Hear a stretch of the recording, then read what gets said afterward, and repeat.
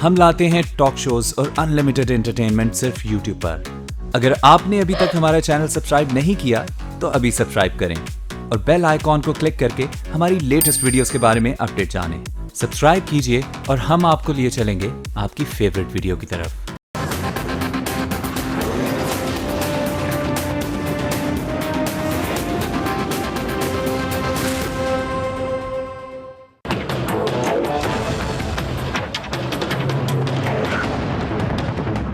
छोड़ने वाले मुझे अल्लाह ताला की तरफ से पूरा यकीन है, इंशाल्लाह इनको कहीं खड़ा होने की जगह नहीं मिलेगी।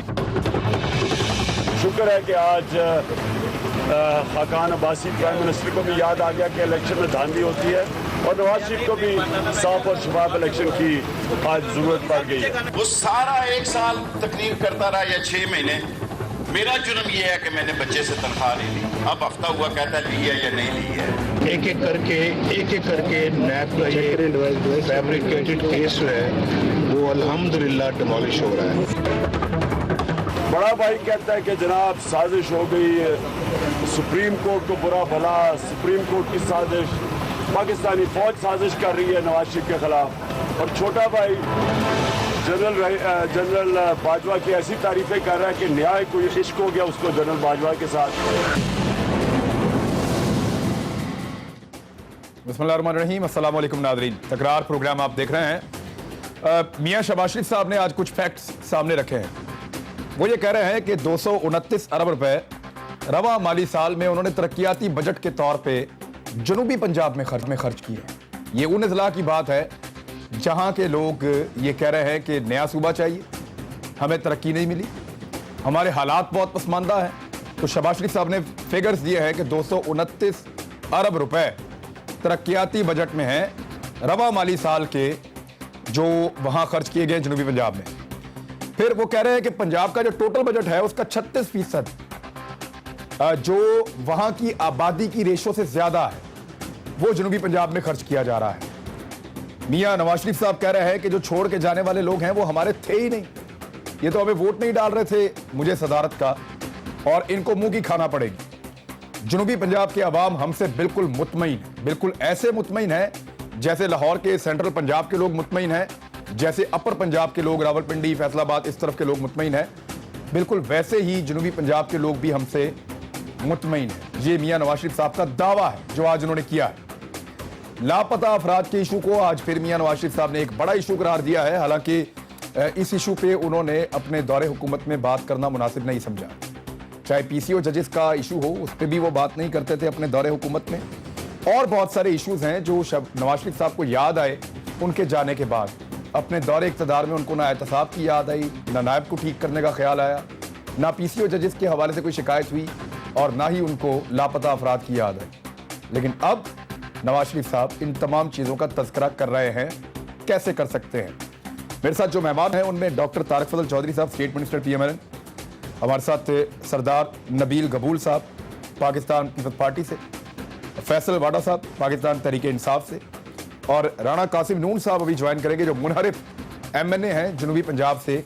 आपका ताल्लुक है मुस्लिम लीग नून से था, लेकिन आप मुनहरिफ आप MNA हैं, तो आपसे भी हम बात करेंगे आज के प्रोग्राम में। पहले सरदार साहब, शहबाज शरीफ साहब ने आज लगभग 40 लोगों से मुलाकात की है जनूबी पंजाब से, MPA से, MNA से, और फिर उन्होंने ये फैक्ट्स एंड फिगर्स दिए हैं। तो आपको लगता है कि शहबाज शरीफ साहब मुलाकातें करके लोगों को मनाकर, कहीं दबाव डालकर, कहीं प्यार से वो इस छोड़ के जाने के सिलसिले को रोक पाएंगे?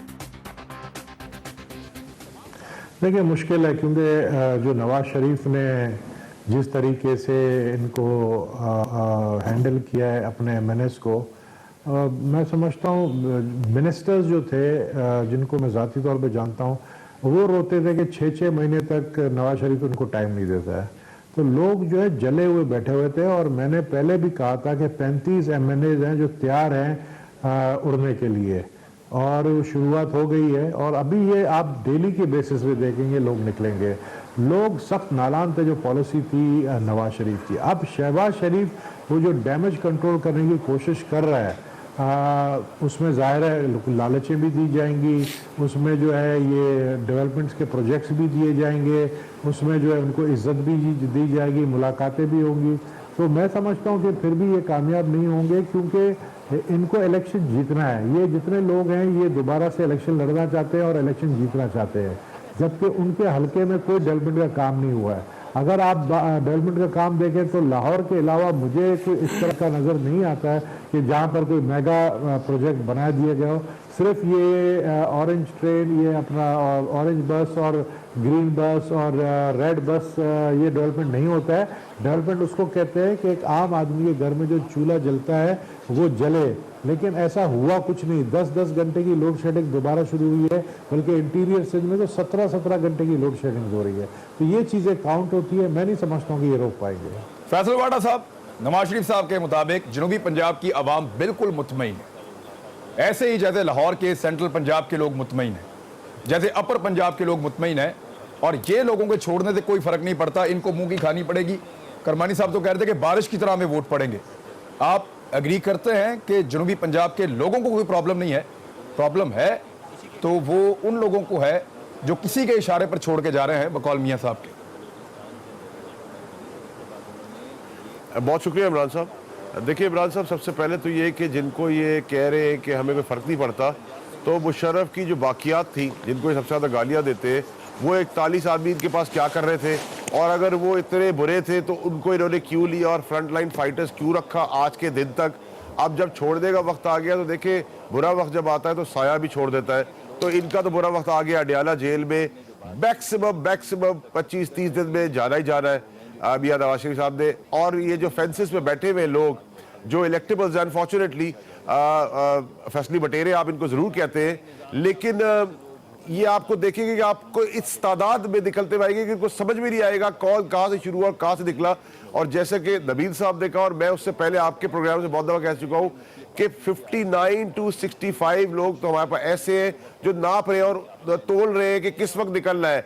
और उसके उनके लिए एक अनाउंसमेंट ये है कि 232 केसेस मेरे जराए से नैब ने बना लिए, जिनमें बड़े बड़े नाम है जो आज तक पाकिस्तान में नहीं सुने गए। अबद की आशा, किसी की मंशा, किसी का चौधरी, किसी का मुदीर, किसी का मलिक, सबके नाम आ गए। तो आप देखेंगे वो 169 पे कैसे तब्दील होते, ये भी देखना होगा। और मियां नवाज शरीफ साहब को पहले भी सब छोड़ गए थे। कलसूम बीबी आई थी, बहुत सारे जो आज उनके लेफ्ट राइट के बहुत दावेदार और उनके वफादार बनते, उन्होंने पुलिस को फोन करके खुद कहा था कि हमें अरेस्ट करें, हमारी जान छुड़ाएं।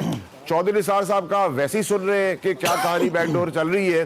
तो मियां नवाज शरीफ साहब के पास खुद भी छुपने की जगह नहीं होगी, और उनको इस जेल में पहुंचाने में किसी और का हाल नहीं, उनकी करप्शन से ज्यादा उसको एक्सपोज करने में उनकी बेटी मरियम बीबी का हाथ है, जिन्होंने अपनी इख्तिदार के लिए ये नहीं सोचा कि सामने वाला मेरा बाप है, और उनको उस जगह पे धकेल दिया है।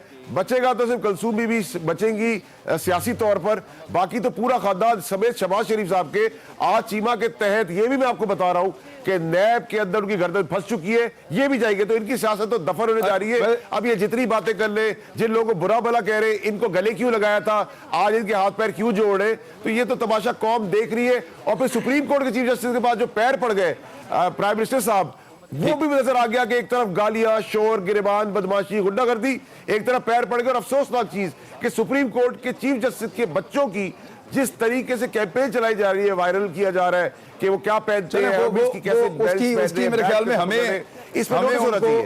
हमें उनको डिफेंड करने की जरूरत किसी को भी नहीं है, वो सुप्रीम कोर्ट खुद ही कर लेगी। और लोग ज्यादा समझदार हैं। ये किताब भी आज साहब की मंजरेआम पे आई है। लेकिन चौधरी परवेज इलाही साहब ने, मुझे अच्छी तरह याद है, एक मीटिंग में एक दिन उन्होंने कहा था कि मरियम नवाज जो कर रही हैं उससे हमारा काम आसान हो रहा है। मुझे आपकी बात से याद है। डॉक्टर तारक फजल चौधरी साहब, क्या वफादारियां बदलने वाले लोगों को लेना पीएमएलएन की गलती करार दिया जा रहा है? और पीएमएलएन के अंदर के लोग कह रहे हैं, आप जैसे लोग जो हमेशा से नवाज शरीफ के साथ थे, कि जिन लोगों ने वफादारियां तब्दील की उनको लेकर नवाज शरीफ साहब ने गलती की, और वो लोग वक्त आने पर आंखें फेर लेते हैं, छोड़कर चले जाते हैं। तो क्या अब आपकी पार्टी में अभी भी ऐसे लोग मौजूद हैं जो आंखें फेर सकते हैं, छोड़ के जा सकते हैं, वफादारियां बदल सकते हैं, वजारतों पर मौजूद हैं, सब जानते हैं? क्या उनके बारे में आप कोई पॉलिसी बना रहे हैं, या जो आपके पास रहेगा वो आपका असासा है, जो छोड़ जाएगा वो लोटा बन जाएगा ऑटोमेटिकली, ये आपका म्यार है? बिस्मिल्लाहिर्रहमानिर्रहीम। इमरान साहब, गुजारिश ये है कि सियासी जमातों के अंदर बुनियादी तौर पे दो तरह के लोग होते हैं। एक तो वो लोग होते हैं जो नज़रियाती तौर पे किसी जमात के साथ वाबस्ता होते हैं और वो उस जमात के साथ कतई नज़र इस बात के कि उन्हें कोई पोजीशन मिल रही है या नहीं मिल रही, वो अपने आप को वाबस्ता रखते हैं और अपनी कोशिश जारी सारी रखते हैं, अपनी जुस्तजू उस जमात के नज़रियात और उनकी तकमील के लिए जारी रखते हैं। एक वो लोग होते हैं जो मौका प्रस्त लोग होते हैं, वो जमात में इसलिए आते हैं कि उन्हें टिकट मिल सके, वो किसी पोजीशन पे जा सकें और उसके साथ शायद इलेक्शन लड़ सकें, इलेक्शन जीत सकें। उनका नज़रिया कोई उस जमात के साथ नहीं होता।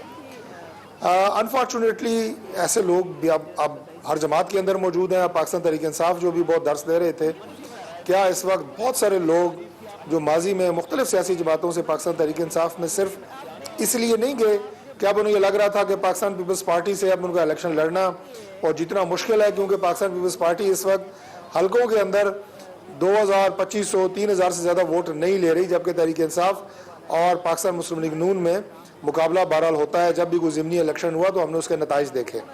तो ये एक जमात के अंदर नहीं होते इस तरह के लोग, ये मुख्तलिफ जमातों के अंदर ये लोग होते हैं।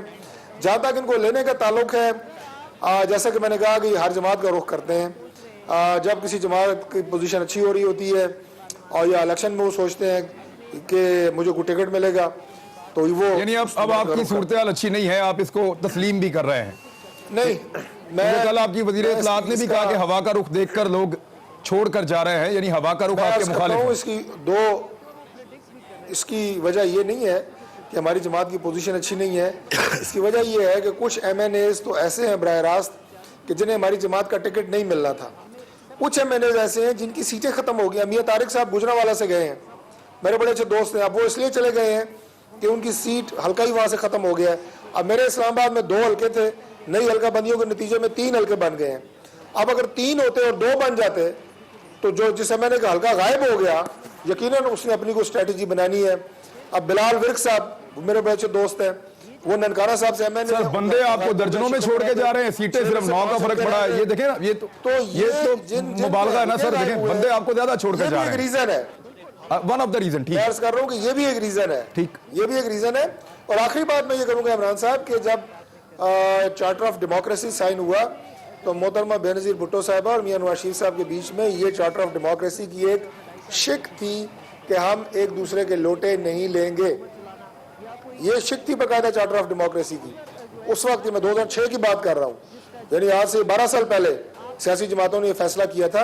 अनफॉर्चुनेटली उसके बावजूद जो लोग जमातों में आए और उसके बाद वो अपना जो उनकी आदत होती है उससे बाज नहीं आए, which is very. Charter of democracy का मीठा मीठा आप लोग खाते हैं, कड़वा कड़वा आप थूक देते हैं।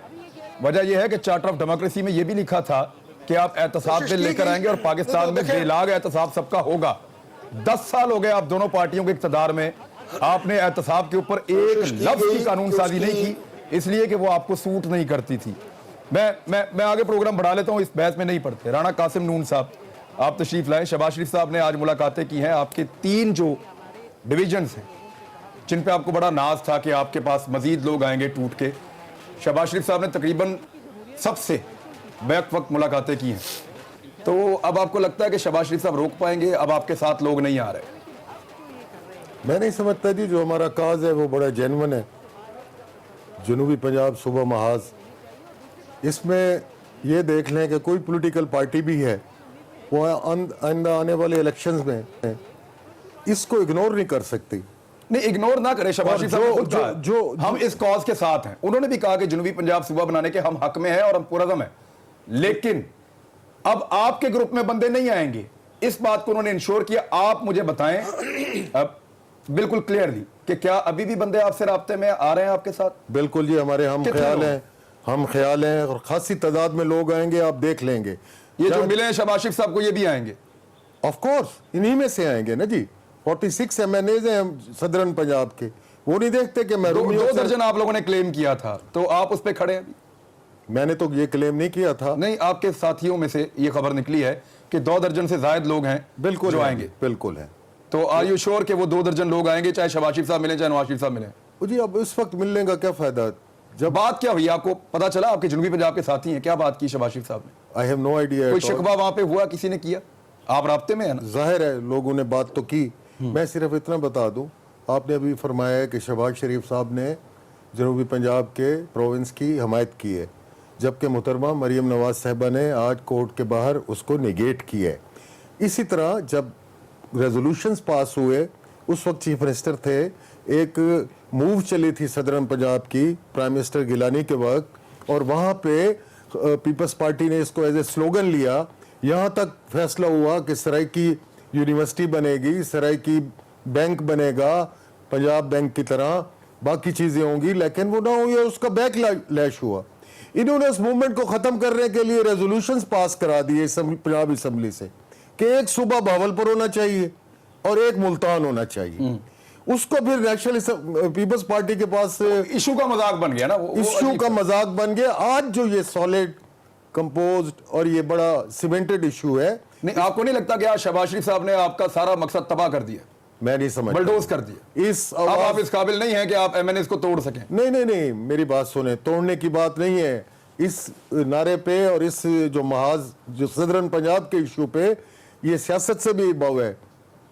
आएंगे लोग जो हमारे हम ख्याल हैं, देख लीजिएगा आने वाले वक्तों में। कितने दिनों में? I can't say exactly, but you know, आप एक टाइम पीरियड तो दे सकते हैं ना कि इतना अरसा तो लगेगा। Within span of few days जी। मैं इसको वीक्स में कहूं या मंथ्स में? नॉट मंथ्स, वीक्स जी। वीक्स में, ठीक है। एक ब्रेक लेते हैं। डॉक्टर तारिक फजल चौधरी साहब, आपको रिस्पॉन्ड करना पड़ेगा इस पे ब्रेक के बाद।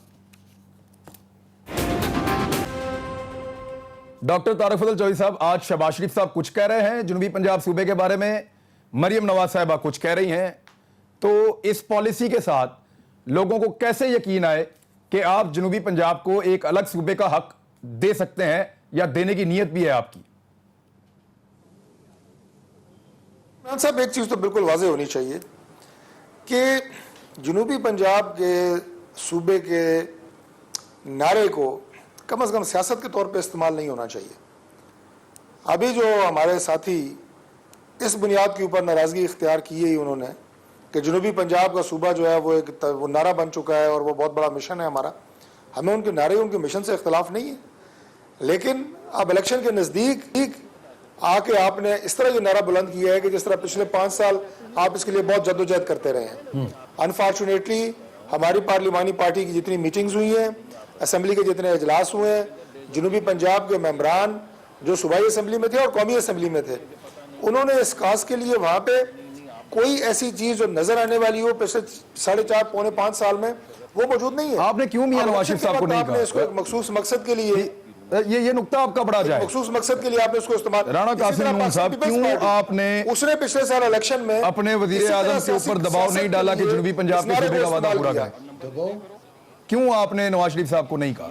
हमारी तो न रसाई थी न कभी सुनवाई हुई, रुसवाई नहीं। तो नवाज शरीफ साहब से मुलाकात नहीं होती थी? मेरी कभी मुलाकात, बतौर है मैंने कोई 1 2 4 मुलाकातें तो हुई होंगी। पार्लिमानी पार्टी की मीटिंग में हुई है जी।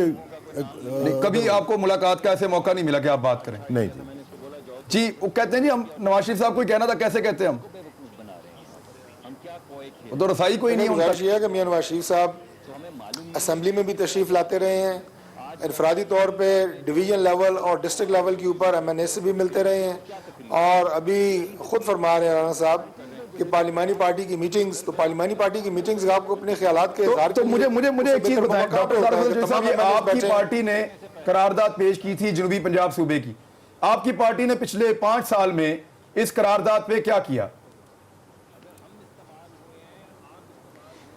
देखिए, मैं इमरान साहब इसकी तफसीलात से तो मुकम्मल तौर पे वाकिफ नहीं हूं, लेकिन मैं वाकिफ हूं, अगर आप कहें तो मैं आपको बता देता हूं, नहीं तो आप बता दें। जनूबी सूबे के लिए आवाज बुलंद कर रहे हैं। मैंने इनकी आवाज 4.5 साल में इस शिद्दत के साथ किसी भी मौके के ऊपर पार्लियामेंट में, सूबाई असम्बली में, काबीना में किसी जगह नहीं सुनी। सर, लेकिन करारदाद तो आपने पेश की थी ना पंजाब से, करारदाद तो आपकी जमात की थी, it was your responsibility sir. वफाकी वुज़रा भी मौजूद हैं, ये आपकी जिम्मेदारी थी सर, करारदाद आपकी जमात ने पेश की थी, आपकी क़यादत की जिम्मेदारी थी। उन्होंने 5 साल इसके ऊपर कोई एक लफ्ज़ नहीं बोला। फैसला नहीं है, ये एक जमात का फैसला नहीं है। मैंने इससे पहले आपसे बात कर चुका हूं कि सियासत के लिए नारा पीपल्स पार्टी ने लगाया, सियासत के लिए ये नारा नहीं होना चाहिए। जनूबी पंजाब अगर जरूरत है तमाम जमातें इसके ऊपर बैठे, ये मुल्क का मसला है, कौम का मसला है। इसके अलावा भी सूबों की आवाज़ें, हज़ारों सूबों की आवाज़ आ रही है। इन सब चीज़ों को देख के कि क्या सूबा वहाँ पे जरूरत है, बनना चाहिए, अगर बनना चाहिए जरूर बने, लेकिन ठीक है। इसके ऊपर एक नेशनल कंसेंसस होना चाहिए। जमातें बैठे हैं इस पे, सियासत में करें। ठीक है। नबील कबूल साहब, ये पीपल्स पार्टी को भी तो झटके लग रहे हैं ना जनूबी पंजाब में। आपको एक बंदा छोड़ जाता है, पीएमएलएन को 5-5, 6-6 इकट्ठे छोड़ जाते हैं। अगर कोई वाहिद जमात फ्लोरिश कर रही थी, आगे बढ़ रही थी, या उसको लोग उसको ज्वाइन कर रहे थे, तो वो पाकिस्तान तहरीके इंसाफ थी कल तक। लेकिन कल एक नया ग्रुप सामने आया जिसने किसी जमात को ज्वाइन नहीं किया। आप इस ग्रुप की एग्जिस्टेंस को इन फ्यूचर किस तरह देख रहे हैं? इसकी सिग्निफिकेंस क्या होगी? नतीजा क्या निकलेगा? क्या तहरीके इंसाफ को भी कंट्रोल में किया जा रहा है? जनूबी पंजाब से मैं बहुत वाकिफ़ हूँ, क्योंकि मेरे ट्राइब के लोग जो गबोल ट्राइब हैं वो ज़िला मुजफ्फरगढ़ में, अलीपुर में काफ़ी बड़ी तादाद में रहते हैं, राजनपुर में बड़ी तादाद में है, डेरा गाजी खान में बड़ी तादाद में, और मैं जाता रहता हूँ वहाँ पर। और हमारी पार्टी ने देखें जनूबी पंजाब के लिए एक तो ये करारदाद कह रहे हैं ना, मुस्लिम लीग वालों ने पेश किया था, ये पीपल्स पार्टी की ही इनिशिएटिव थी। और पीपल्स पार्टी इनके साथ जो है, इन्होंने कहा कि 2/3 मेजॉरिटी हमें चाहिए। हमने कहा हम आपके साथ हैं और इसको आप पास करवाएं, लेकिन नवाज शरीफ साहब ने रुकावट डाली और उसको नहीं पास होने दिया गया। हमने उसके बाद क्या किया कि हमने जो है अपना एक तंजीमी ढांचा अलग बना लिया, जो कि जनूबी पंजाब का सदर ही हमने अलग कर दिया। और ये जाहिर हमने कहा कि हमारी पार्टी जनूबी पंजाब को इतनी इंपॉर्टेंस देती है कि हम समझते हैं कि उनकी अपनी शनाख्त होनी चाहिए, अपनी एक अहमियत होनी चाहिए। हमारे वहाँ पर वोट बैंक, आपको पता है 2013 में हमने स्वीप किया था, वहाँ से मुजफ्फरगढ़ से भी किया था, मुल्तान से भी किया था, और भी दीगर 1-2 जो है इलाकों से किया था। वहाँ पर दो वोटर्स हैं, या इंडिपेंडेंट जिनके अपने ट्राइबल वोटर्स हैं, या वहाँ पर पीपल्स पार्टी के वोटर्स हैं। मुस्लिम लीग के पास तो इंडिपेंडेंट जीत के बाद में गए थे, मुस्लिम लीग को तो कभी भी वहाँ पर इतनी तादाद में वोट नहीं मिला है, इक्का दुक्का मिला होगा वो मुझे नहीं पता है, लेकिन मुस्लिम लीग वहाँ एग्जिस्ट वैसी नहीं करती है। लेकिन 2013 के बाद से लेकर अब तक पार्टी की सूरत बड़ी पतली है वहाँ पे, ये भी आप समझते हैं? नहीं, देखिए जिसको सियासी खुदकुशी करना है तो वो मुस्लिम लीग के पास जाएगी। वो मुस्लिम लीग ने, नून ने अपना जो है एक मौक़िफ़ इख्तियार किया कि जनूबी पंजाब हम बनने नहीं देंगे। हमारा मौक़िफ़ ये है कि हम जैसे इक़्तिदार में आएंगे, हम पहला काम ये करेंगे कि जनूबी पंजाब जो है सूबा बनाएंगे। तो अब आवाम को फैसला करना है, हमारी एग्जिस्टेंस है वहाँ पर। हमारे वहाँ पर इस वक्त भी 2 MNA जो इलेक्ट हुए हैं पंजाब में, तो वो जनूबी पंजाब से हुए हैं। और इंशाल्लाह आप आने वाले दिनों में आप देखेंगे पार्टी के चेयरमैन बिलावल भुट्टो साहब भी वहाँ मुल्तान के दौरे कर रहे हैं, जलसे कर रहे हैं, हर जगह जा रहे हैं। तो इंशाल्लाह हमें बहुत उम्मीद है जनूबी पंजाब से इस दफ़ा पाकिस्तान पीपल्स पार्टी ज़्यादा सीटें उठाएगी। फैसल वाडा साहब, आपका क्या होगा? क्योंकि ये जितने भी लोग हैं जो मुनहरिफ हो रहे हैं पीएमएलएन से, उनका यकनकाती एजेंडा है कि इसको अलग सूबा आप बनाएं, और वो ये बात भी करते हैं कि फ्यूचर में हम उसके साथ अलायंस करेंगे, या उस पार्टी में शामिल हो जाएंगे, या उस पार्टी के साथ मिलकर इलेक्शन लड़ेंगे जो पार्टी ये वादा करेगी कि वो नया सूबा हमें बनाकर देगी और इसके लिए काम करेगी। तो पीटीआई इसके लिए तैयार है? अपने मंशूर का हिस्सा आप इसको बना सकते हैं? इमरान साहब, सबसे पहले तो तारिक फजल चौधरी साहब का मैं शुक्रिया अदा करूंगा कि उन्होंने नेशनल टेलीविजन पे और आपके एक क्रेडिबल प्रोग्राम के अंदर ये कंफर्म कर दिया कि हवा चल पड़ी है तहरीक इंसाफ की। और मैं इसको कंफर्म नहीं, ये कल वज़ीर इत्तलाआत खुद कह रही थी। और जहाँ तक आप नहीं, वो उनसे ज़्यादा इंपॉर्टेंट, वो तो खैर अंडे शंडों का सदका कराती रहती है। तारिक फजल चौधरी साहब की मैं बात को फिर भी क्रेडिबल समझूंगा इंफॉर्मेशन मिनिस्टर से, नंबर 1। तो मैं उनका शुक्रिया अदा करता हूँ। नंबर 2 ये कि देखिए जहाँ तक बात है अलग सूबे की, कंसेंसस होता है, मुश्तरका आगे जाके प्लान बनता है, सूबे की रिक्वायरमेंट है, ज़रूरत है, बिल्कुल होने चाहिए सूबे, लेकिन लैंग्वेज के ऊपर नहीं होने चाहिए, एडमिनिस्ट्रेशन बेसिस के ऊपर होने चाहिए। और उसके ऊपर हमारा पहले भी मंशूर और क्लियर है, और आज भी बड़ा क्लियर है। हमने कहा था कि ज़बान की बुनियाद पे कोई चीज़ ना हो और उसके ऊपर आगे देखा जा सकता है, लेकिन अगर कोई वादे मुईद हम आज करना चाहें तो हम वो नहीं करने वाले। दूसरी चीज़ को मैं इंडोर्स करूँगा कि ये जो आज़ाद ग्रुप है ये इनका राइट है, लेकिन 42 दिन पहले ये राइट जागा, ये इसको इंस्पायर करता जो बलूचिस्तान में हुआ, क्योंकि बलूचिस्तान एक सूबा था जो डिप्राइव था, और उसको हमने भी बैक किया, पीपल्स पार्टी ने भी बैक किया। और हम समझते हैं कि उनकी बहुत सारी चीज़ों में कमी थी, लेकिन उसको देख के लोगों ने इंस्पायर होकर देखा कि आज़ाद होने का भी एक फ़ायदा होता है, कुछ निगोशिएट किया जाता है, आखिरी वक्त में हवा के साथ, रुख के साथ क्या देते हैं और क्या लेते की सियासत अनफॉर्चुनेटली है। और हमने भी इसको अब कबूल इसलिए कर लिया कि हम सिस्टम के अंदर आके सिस्टम को बदल सकते हैं, सिस्टम के बाहर रह के हम नहीं कर सकते। आखिरी और मोस्ट इंपॉर्टेंट चीज ये कि देखिए, जैसे आज अगर आप देख रहे हैं कि एमक्यूएम से हर आदमी गद्दा हाथ से उठा के उसको पीएसपी में डाल रहे हैं, कुछ हम भी उनकी मदद करें, पीएसपी वालों की जो बहुत ज्यादा है उनको हम भी दूर से उठाते हैं, साइड में कर देते हैं। ऐसे बहुत अच्छे लोग जो है वो भी हमारी पार्टी में आएंगे, उसमें पीपल्स पार्टी से भी आएंगे, उसमें एमक्यूएम से भी आएंगे, नून से बहुत सारे आएंगे। बहुत सारों में हम यूं वाली छांटी और यूं वाली छांटी और यूं वाली छांटी करेंगे कि किस किस तरीके से हमने उनको रखना है और किस किस कैटर में रखना है। वो बात ठीक है, लेकिन अनफॉर्चुनेट पार्ट ये है कि जो अभी भी नारा लगा रहे हैं मियां नवाज शरीफ साहब, वो नारा क्यों लगा रहे हैं? और शहबाज शरीफ साहब तो बिल्कुल अलग लाइन इसलिए ले चुके हैं क्योंकि वो अब प्रेसिडेंट भी है पार्टी के, वो कोशिश भी कर रहे हैं कि शायद उनको लग रहा है एस्टैब्लिशमेंट गेम खेल रही है, और जुडिशरी तो वो उधर नौकरी की वापस एप्लीकेशन भी लेके जा चुके हैं कि भाई हमें रख लो, मैं सस्ती तनख्वाह करने को तैयार हूं। लेकिन आज चीमा के आने से वो भी फारिग हो गए। ठीक, मुझे एक ब्रेक लेते हैं, ब्रेक के बाद वापस आते हैं। राणा कासिम नून साहब, शहबाज शरीफ साहब ने कुछ फैक्ट्स एंड फिगर्स दिए हैं आपके लिए, ब्रेक के बाद मैं आपके सामने रखूं। वेलकम बैक नाजरीन। राणा कासिम नून साहब, 229 अरब रुपए का तरक्कियाती बजट है जुनूबी पंजाब का। जो जुनूबी पंजाब की आबादी है उसके तनासुब से ज्यादा 36% बजट पंजाब का जुनूबी पंजाब में खर्च किया शहबाज शरीफ साहब ने, और वो क्या करें आपके? देखिए जी, ये बजटरी एलोकेशंस जो हैं, ये physical policy of the province, हम ये समझते हैं कि ये किताबों की हद तक तो ठीक है, लेकिन इस फंड्स की रिलीज देखें, एक्सपेंडिचर्स देखें कितने हुए।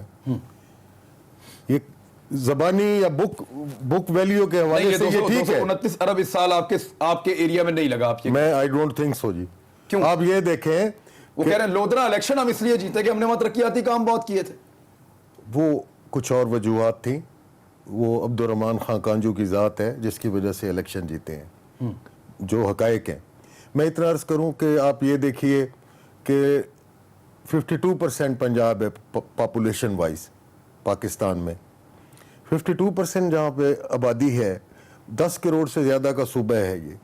मुल्क हुआ करते हैं इतना डिस्टेंस देखें, 10 घंटे लगते हैं यहाँ से, 12 घंटे कोट सब्जल से चल के आने में और जाने में। ठीक, शाहवाली सुई के साथ जा लगता है बॉर्डर हमारा पंजाब का। मैं सिर्फ इतना अर्ज करता हूँ कि पार्टीशन के वक्त इंडियन पंजाब जो था वो 1/3 था जो इंडिया में हुआ। उन्होंने उस 1/3 के 3 प्रोविंसेस बना दिए, हरियाणा, हिमाचल प्रदेश और पंजाब। ठीक, 81 प्रोविंसेस हैं टर्की के, 31 प्रोविंसेस हैं अफगानिस्तान के। छोटे यूनिट्स बनाए ना ताकि वो हमारा भी यही मौकफ है कि छोटे एडमिनिस्ट्रेटिव यूनिट्स बनाए।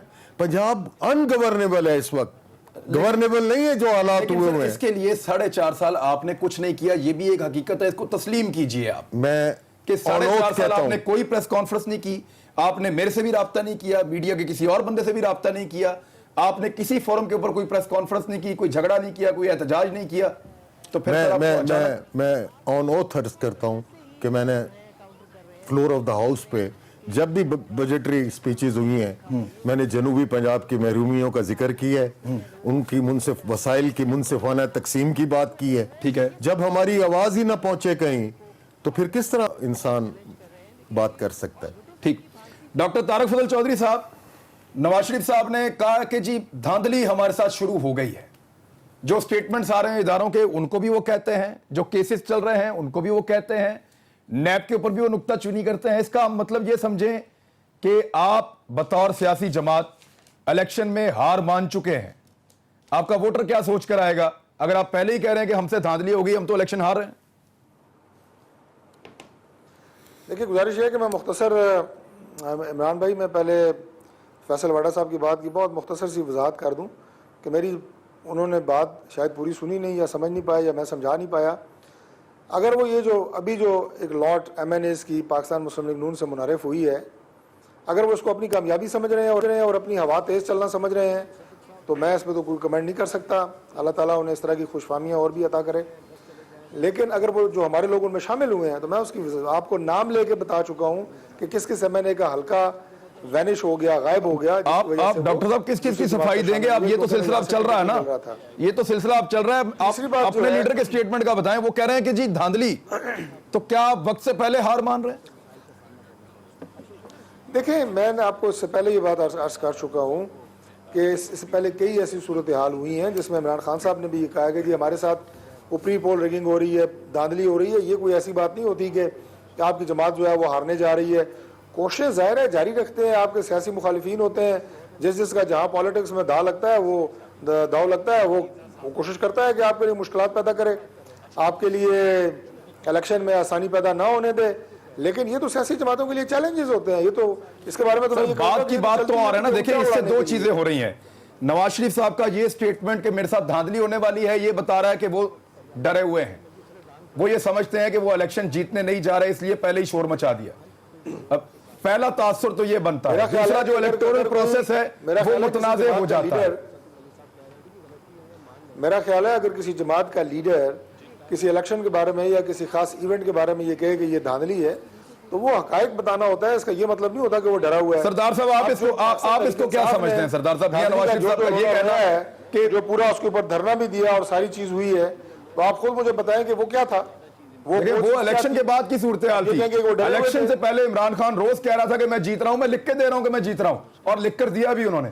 मैं कल एक प्रोग्राम में था फवाद साहब के साथ, उन्होंने कहा जी कि इलेक्शन में जनाब ये फंड दे रहे हैं, फलां कर रहे हैं, पाकिस्तान मुस्लिम लीग नून एमएनए को पैसे दे रही है, हल्कों में तरक्याती काम हो रहा है, ये प्री पोल रिगिंग है, हाँ ये हमारे खिलाफ हो। इसका ये मतलब तो नहीं कि वो जनाब अगर उन्होंने इस बात की निशानदेही की है, खदशे की निशानदेही की है जिसका हकीकत से तो ताल्लुक नहीं है, लेकिन इस तरह के नहीं, लेकिन मैं लीडरशिप की बात कर रहा हूं। मतलब नहीं होता कि आप मैं लीडरशिप की बात से आपका कोई नबील कबूल साहब डाउन है, ठीक है इसी तरह आप डरे हुए हैं। ठीक है डॉक्टर साहब, नवाज शरीफ के बयान नवाज शरीफ साहब का होगा जब वो कहते हैं कि ना मैं पीछे हटने वाला हूँ, ना मैं पीछे हटने जी सरदार साहब डटने वाला हूँ, पहले भी डटा हूँ, इससे पहले भी। मुझे सरदार साहब से बात करते थे। जी सर, आप फरमाइए, आप इसको क्या समझते हैं नवाज शरीफ साहब का ये?